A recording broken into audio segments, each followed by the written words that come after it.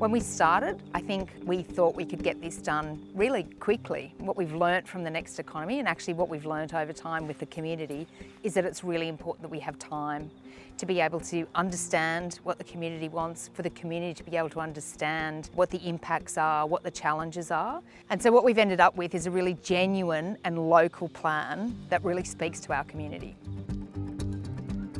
What makes the approach that the Hay community have taken really unique is that it really has been a collaboration between community members, local businesses and Hay Shire Council and other regional stakeholders working together to really have these conversations about how they can best work together and really create a future that they want for themselves and for future generations. The community is what makes our town, so it's important to have a plan based on exactly what the community have told us that they would like to see in our future.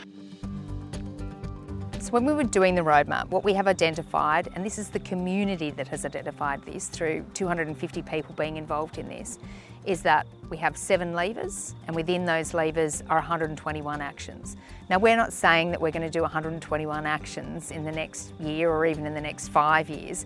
What we're saying is there are 121 actions out there that anyone in our community can take a hold of, and if they move that, they will have an impact. And it's the same with the levers. We think of the levers as being crowbars. If you pull any one of those levers, it crowbars but part of the economy, and that's in a good way. The roadmap has opportunity to get businesses talking and have people spending more time considering the needs of the region, because if the region wins, well, we all win together, and it's a great outcome.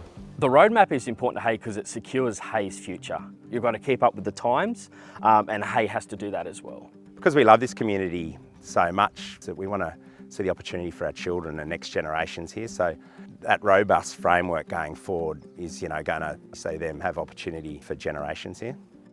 There's such a change in how everything's looking at the moment with technology and being able to grasp some of those opportunities and see what's possible of something that we wouldn't have thought could be. So the roadmap provides an opportunity for the forward planning for our town, for our young people, for our old people, for all the different groups in Hay to prepare for the future and to embrace what's coming.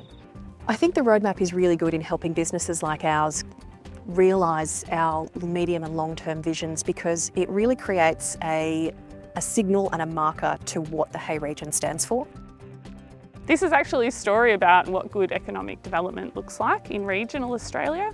This is about how they're addressing things like childcare shortages, about housing affordability, about cost of living.